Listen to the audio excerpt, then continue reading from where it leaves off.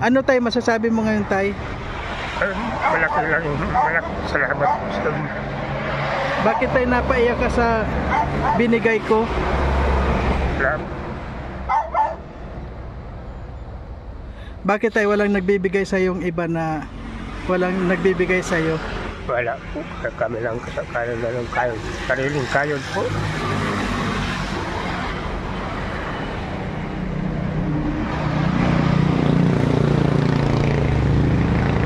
Marius Vlog, supportan po natin mga kalingap. Maraming salamat po, and sa mga mga subscriber po ni Rowan of Malalag, sana po supportahan niyo po yung YouTube channel po ni Marius Vlog. Marius Vlog, yan, supportahan natin.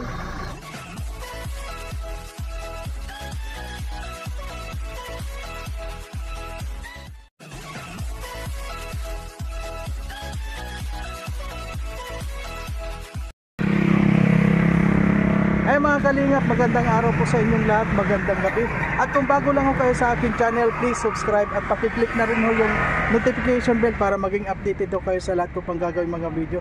At syempre po mga kalingap, huwag natin kalimutan, supportahan Kuya Bar Santos Matubang, Atid na Vlog at Kalingap Rap.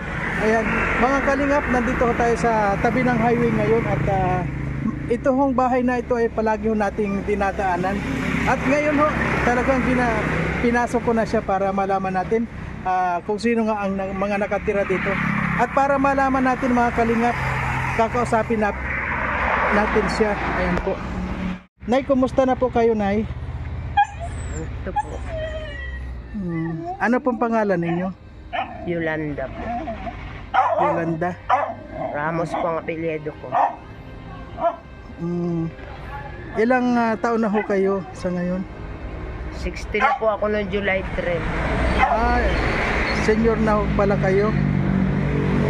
Nay, kumusta naman po ang kunin nyo itong bahay ninyo? Kasi palagi na marami na ho nakakakita dito sa bahay na to. At ngayon ho, naglakas loob na ako na talagang puntahan kasi palagi kong nakikita ito na may plastic. Sabi ko kailangan makita. At Nay, kumusta naman po ang hanap buhay ninyo? Kapag minsan nga ako nag-organize yung asawa ko. Pag may di yun, may maibili ng kaunting pagkain. Pag may kaunting saging, may pantinda-tinda dyan sa tabing highway. Yan lang po ang hanap buhay namin. Nagkakasya naman sa pang-araw-araw ninyo yung hanap buhay ng asawa nyo? Kasi mo po sa pagkain lamang. Di makabiling ng kahoy na pampagawa ng bahay. Kung saan may tapal-tapal lang ng kaunting yero na dun sa natulo, lalagyan ng yero. Na galing pa nga po dyan sa kabila, binigyan kami ilang piraso. At kaawa-awa naman daw kami natulo ang bahay namin. Ano ito na itong bahay na to? Sa inyo talaga to? Opo. Sa inyo talaga. Matagal na ako kayo dito? Matagal na po. Ang iba po namin dyan na mga kana sa bahay, kahoy lang yan, kahoy sa bundok, sa bulas. Ito ang kinatitirikan ng bahay ninyo, sa inyo rin? Kay Celestina Rizoma Asis, yung pong dating teacher. Ay patay na po yun. Ang namamahala po ngayon dito ay yung mga apo. Si Jacqueline Santua. Ganun, halimbawa na paggawan ka ho ng bahay dito, pwede ka ho bang magpagawa ng bahay dito? Hindi mo naman ito sariling lupa. Pwede po, dahil hindi naman po nila pinaalis dito. Dahil nung bata pa po ako, naging katulong po nila ako sa Binson. Hindi man po nila binabawi sa akin yung lupa. Ibig kong sabihin na, bata pa kayo, nandito na kayo? Opo. Napatira po kami dito nung buhay pa ang nanay at tatay ko. Grade 3 pa lang po ako. Ayun nga, grade 3 ka pala ngayon, 60 ka na. Higit na hong 50 years na nandito kayo. Opo. Ayun. At nasaan naman po ang iyong asawa, Nay? Nayan po. Yan, asawa lang. Ilan ho kayo dito nakatira, dito sa bahay na to? Dalawa lang po sa ngayon dahil yung pong pamangkin ko nagpunta sa Maynila. Kahanap daw po ng trabaho. Hindi ho kayo nagkaanak ng asawa mo? Hindi na po. Nagkaanak po pero namatay po. Bakit ho, ano nangyari sa anak ninyo? Ay, sa loob pa daw po yan ang tiyang ko, namatay na. Kumbaga, sa ano hindi agad nakalabas. Oh. Tapos po, dinala ko sa probinsya. Doon po ako nanganak. Tapos po, pagkapanganak ko, di lumakas po ako. Di naman po ako makapaghanap buhay kasi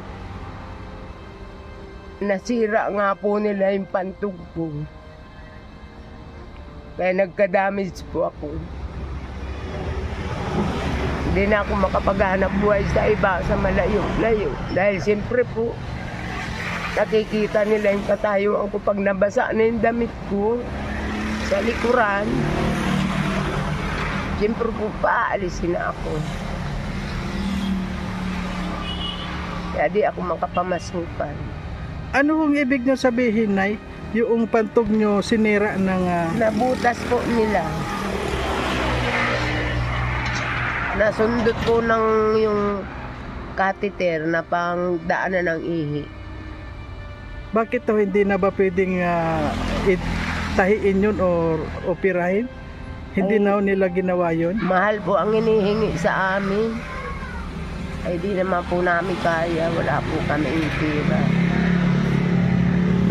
Di ba sila ang may gawa noon, di ba? Opo, sa provincial po talaga. Nanganak po ako in 1978. Hanggang ngayon po, taglay ko yun. Mula noon, no, hindi na kayo nanganak. Hindi na po. Naepektuhan nga daw po nung kalalabas ng ihi. Kaya di na ako nanganak ulit.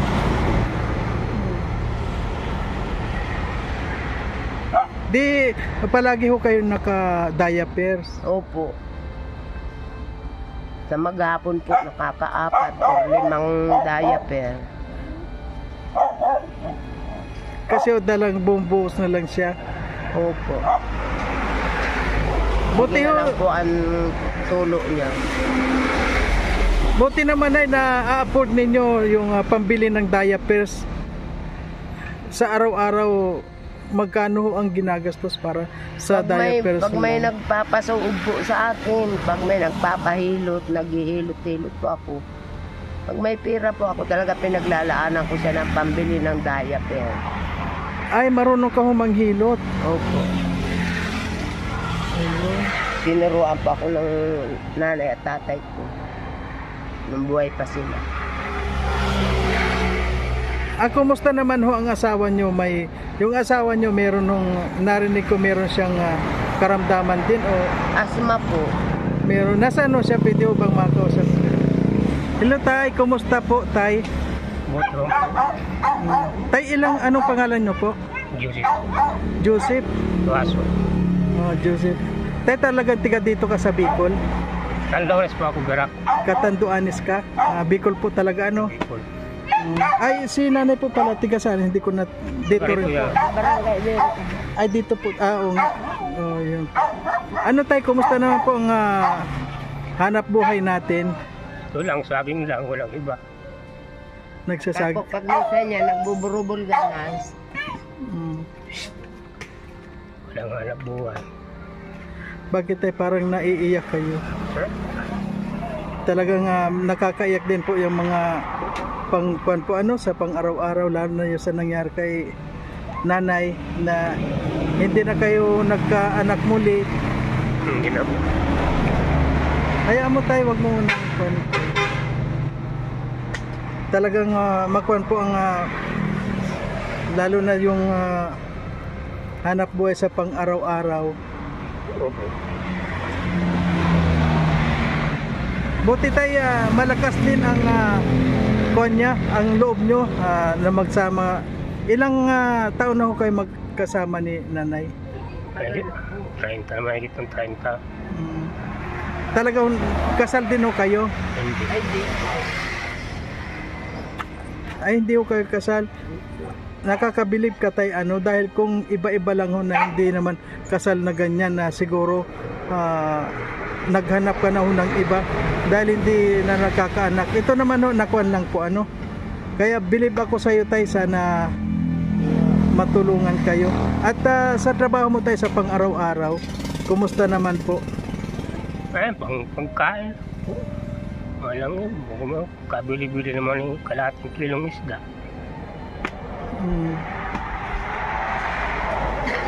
Pero sa araw-araw meron naman ho kayo na kinikita? Meron. Kasi kung meron titibang saging, yun yung saging na meron ho kayong sagingan? ito sa iba ng yung danaw. Palabi po ng ilog. Tanim ho ng iba? Talim ng Tagal na po yan, tanim namin. Matagal na. Tanim pa po yan ng nanay at tatay namin. Tulong-tulong po kami magkakapatid.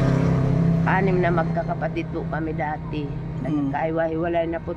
May sa Pangasinan, may nasa Mabilo, 2. Yung 2 ko po kapatid na lalaki, patay na. 2 panganay, sinundang ko yung isa.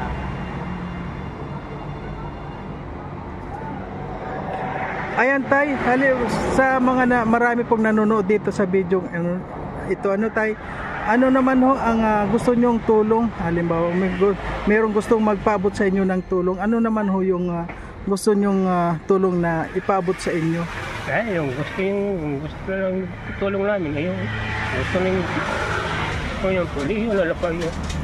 Po? Yung gusto nang tulong ninyo, yun wala po yun. Ano yung gusto nyong tulong? Kung pabahay, di maganda dito kung gusto nilang magpabahay. Gusto nyong maipa-repair itong bahay nyo? Kung gusto. Bakit tumutulo na ba itong bahay nyo tay? Oo. Tumutulo na? Siya po. Hindi man sa aming hirong niya. Iniram ko lang sa pamangkin ko. Ay, hindi sa iyo yung itinakip mong ngirong yan. Natulong na po kasi yung simula. Ayun. Kasi po sa amin yan, tinginapos ko na hanggang doon sa laylayan. Yung mga binigay ko yung barangay sa amin. Halimbawa tayo, kunin na yung ngiro na yan. Tuluan din yun. Matulog na po yan. Tulo na, ayan, kapag inalis na yung ngiro. Wala niya. Ilang ngiro po bang hiniram ninyo? 6 niya. 6. 6 na 8. 6 ba yan? 6 niya.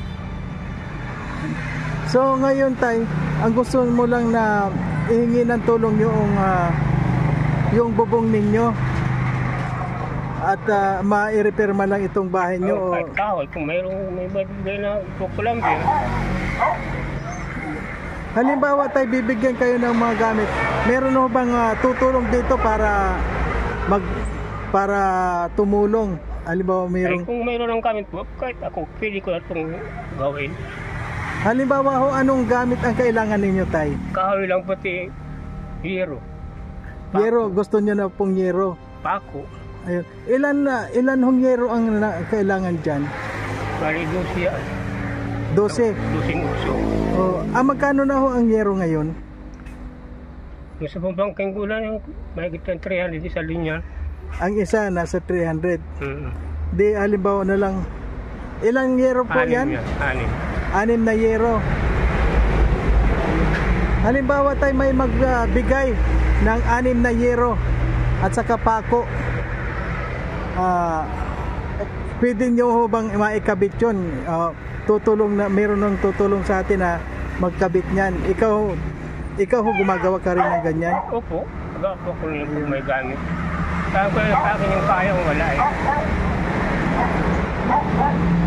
Ano yung mga gamit dyan? Pwede na ho dyan yung mga kukulamber? Ano kukulamber? Pila po yun? Alam nyo ho ba yung mga presyo ng kukulamber? Ano, hindi ko alam. Matanong pa dyan sa bayan. Kung halimbawa ho yung yero 6 na yero, ikaw na lang natin 2,000. Halimbawa, magkano inasa 300 ang isa. yung tatlo kulang-kulang libo. Gawin na lang natin na 1,000 yung tatlo. So nasa 2,000 na po ano. Tapos yung kukulamber. Halimbawa kukulamber. Wala ko tayong idea sa kukulamber kung magkano ano. Wala. Ayun. Ayan para po may magpakuan ano tay. At sana marami sa atin promise. Hindi po ako nagpa-promise ano na tay. Basta po pray na lang po tayo tay para kasi si Lord po ang nagkukunyan sa lahat at ako naman po gagawin ko po ang lahat para makatulong sa inyo. Ngayon tay sa kuan ko ano sa abot ho ng aking makakaya tay bibigyan po kita ng panggastos nyo lang ho dito, bili mo ng bigas o pang ulam ninyo. Yun lang ho na muna tay ang maibibigay ko sa inyo. Pagdamutan mo na po ito tay muna. Tatlong kuan yan. Opo. Yan tay ibili nyo muna ng bigas at pang-ulam ninyo tay. Ano po tay? Opo. Sana tay makabalik ako dito. Pray lang po tay ano.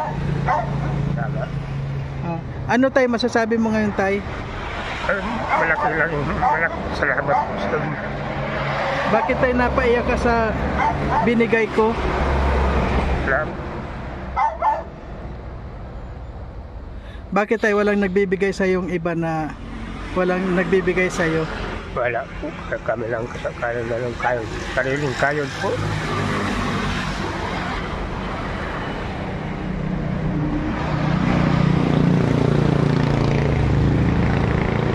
Sana po tayo magkita pa rin po tayo at gagawin ko po ang best ko para magkita pa rin tayo at sana po matugunan yung mga hinihiling nyo ano tay. Opo. Ayan po, marami pong salamat. At malaki salamat sa iyo. po, hindi man po yan makasapat sa pang-araw-araw ninyo yung ibinigay ko ay sana po pagdamutan ninyo. Eh mga kalingap, sa ngayon po nakausap na ho natin si Tatay Roberto. Si Tatay Joseph po nakausap na ho natin at talaga hong nakakabilib si Tatay at nakakahanganga yung kanyang pamumuhay. Kahit to sa ganong paraan nagagawa niya ho ng paraan para mabuhay lang sila. Kaya nga ho nang bigyan ko ng kaunting halaga ay talaga hong napaiyak si Tatay Joseph sa ginawa natin. At yung binigay ho natin mga kalingap ay hindi ho sapat yun para makakuha sila. Ano yun? Ibig sabihin sa pang-araw-araw ho nila. At yan, hanggang dito na lamang po mga kalingap. At sana po huwag naman po natin skip ang ads at yung mga hindi pa ho nakakapag-subscribe sa ating channel po, kung pwede lang po paki-subscribe naman po at paki-like and share naman po para marami naman po ang ating maging views at para po marami tayong matulungan. At hanggang dito na lamang po ang aking video at huwag po natin kalimutang suportahan Kuya Bal Santos Matubang, Atid na Vlog at Kalinga Prab. Ayan, may pasiguro dito sa tabi natin.